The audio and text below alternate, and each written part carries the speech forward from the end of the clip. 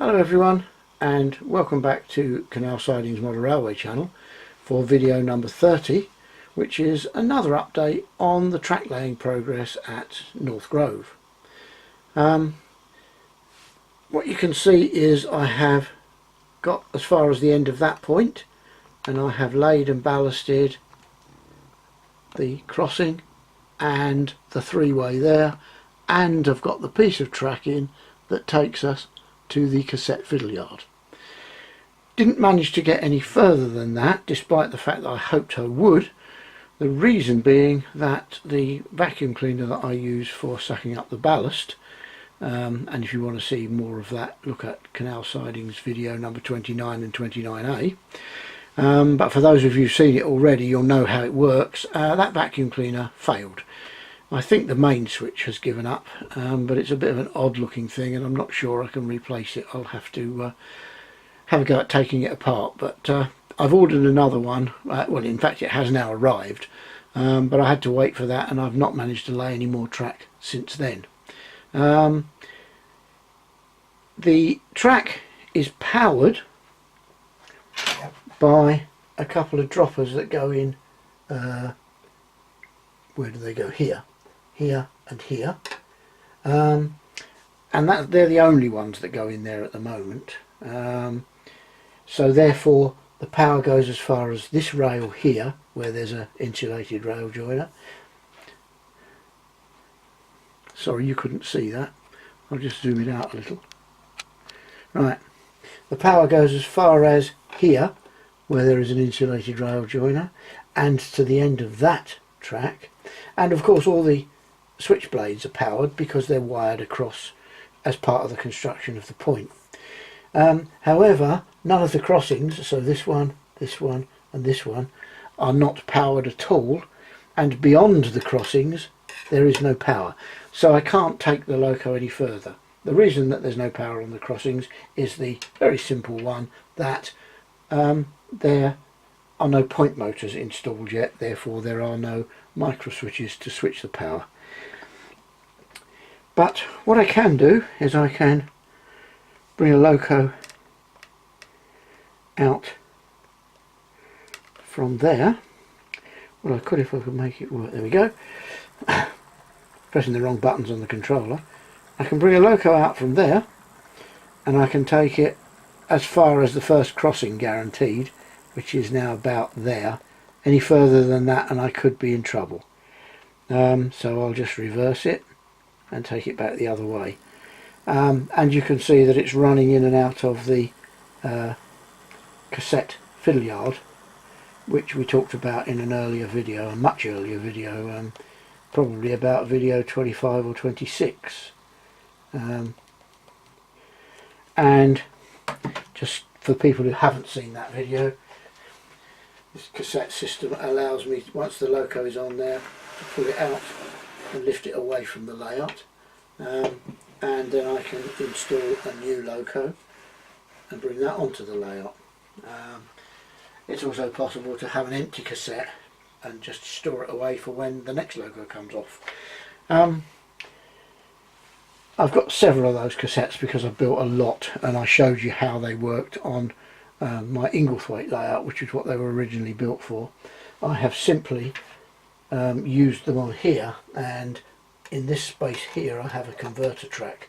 So this end of this little piece of track is code 75, which is what all this is, and the other end of the converter track is code 100, which is what all the cassettes have got in them. What I can show you is the fact that, if we just zoom into a point a bit closer, go in for that one, shall we? There we go. Okay, you can see both of those. What I can do is, with a piece of this material, which is, oh, we can't see, come on, focus, there we are. This is a bit of the point operating wire, this piano wire, which, if I drop it down into the hole, which I can't see, there it is, I drop it down into there, and grab it underneath, I can operate the point through the slot that I cut in the baseboard that you saw last time, the slot in the cork. And the same goes for this one, if I can find the hole. There it is. I can put my hand down underneath and I can operate that point in the same way. So I know the points will work, and I've checked that on all of the points, the double slip and the other three-way, and they all work perfectly. I will be taking the over centre springs out of the three-way points.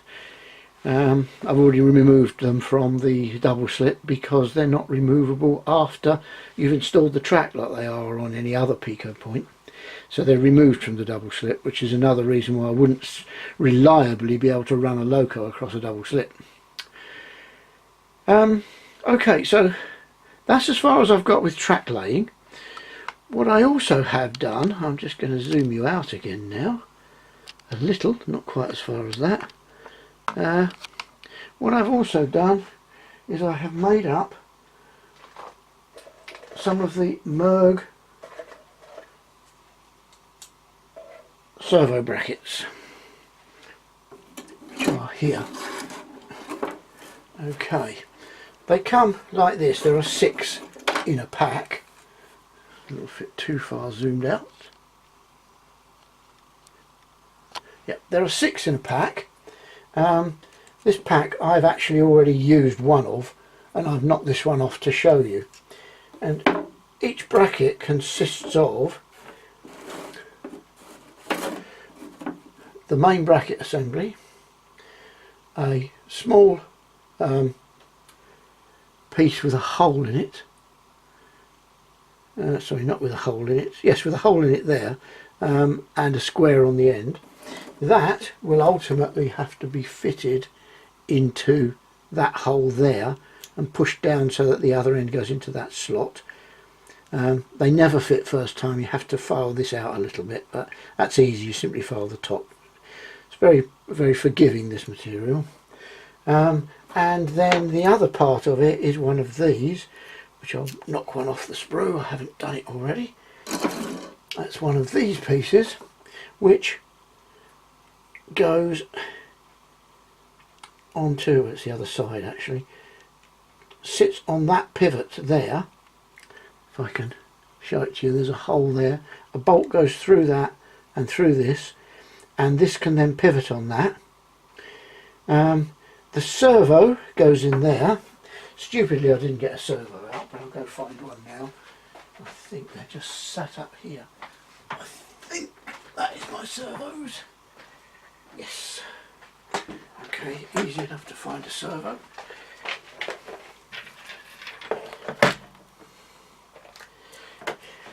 The various servos that can be used for this.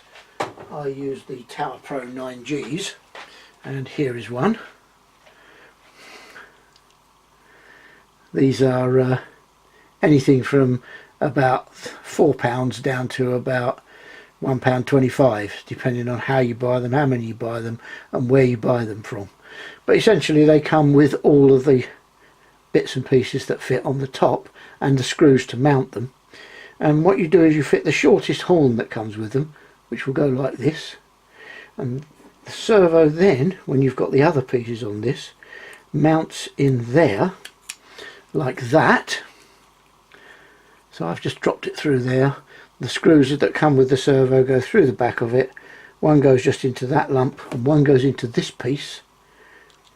And the servo horn is up there, which you have to slightly modify.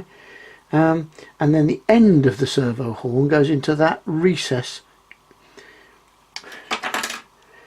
Big fingers can't point to it. Goes into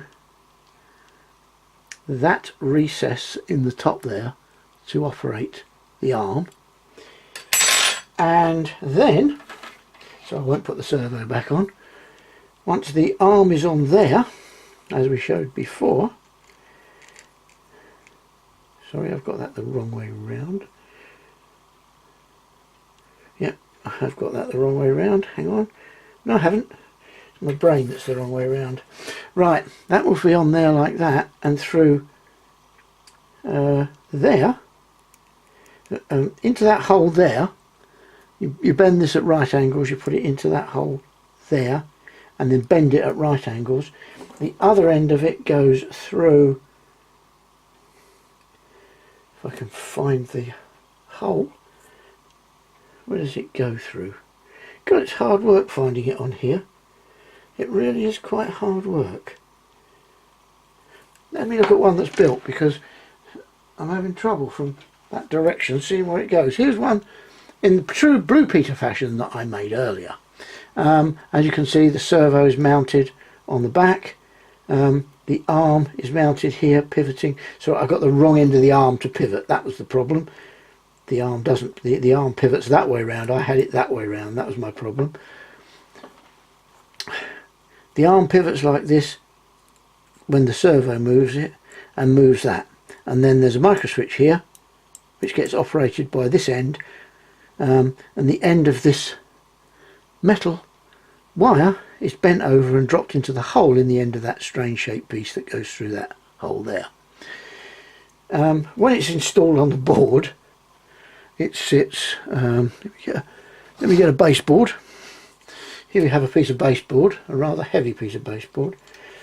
That will sit like that on the baseboard. I can't get hold of it, hang on. My fingers are not working properly today. That sits like that. If I could get it the right way round, I could show it to you. That sits like that through the slot in the baseboard, and then this moves side to side to operate the point. Merg supply, other than the servo screws which come with the servo, supplied in the Merg kit are a bag of screws which are the long bolt with a nylock nut on it to pivot this with, and the screws that go through this bracket here and here into the baseboard. They're all supplied in the kit. Another plug for Merg.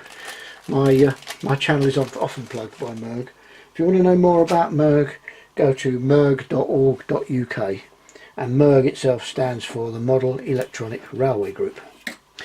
Anyway, I've built 6 of these now because I need 6 of them. I'm not going to show you all of them because picking them all up together is nearly impossible, but they are done.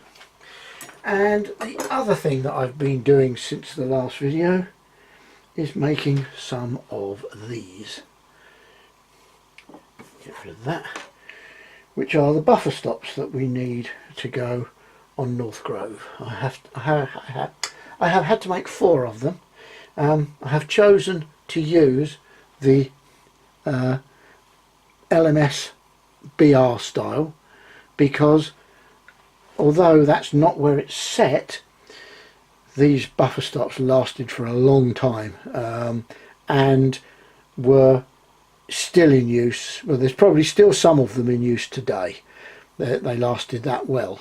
They just have a piece of rail as the actual buffer beam to stop the stock going against, and they're built from rail section here and bolted to the rails themselves that are in the sleepers. These are kits. This is a kit. The parts for the buffer beam, which is everything except the sleepers, come in a kit from Lanarkshire Models. I've got their piece of paper somewhere. Yeah, it's there. Can't reach it. There it is. It's the Lanarkshire Models and Supplies LMS and BR buffer stops, and as you can see, that's how they come in 5 pieces. That's the 4 that you can see there, plus the buffer beam. Oh, the buffer beam is shown there. So they're about £6.50 each, I think. Not cheap. Made of white metal, and you have to paint them yourself. I haven't actually done that yet. I shall be priming and painting them very soon. And that's about it really. That's as far as I've got. Yep, there's nothing else that I've managed to do up until now, so I'm going to sign off this video, you'll be glad to hear, and I'll be back as soon as I can, but as of Wednesday, today is Monday the 14th of August, on Wednesday the 16th of August I've got my heating engineer coming, and he's going to completely replace my boiler, my hot water cylinder, a radiator, the control system, and quite a lot of the pipe work, because he's actually moving the boiler from downstairs to upstairs. So lots of work, and that won't be completed until Friday, which is the 18th. And then I've got to try and put the airing cupboard back together, which is where he's putting it. So that'll take me a few days, because I can't live without an airing cupboard for all that long. And I'll probably have to several other little jobs to do, so it might be a little while before I get back to the railway, but I'll be back as soon as I can. So thanks for watching, and I'll see you very, very soon.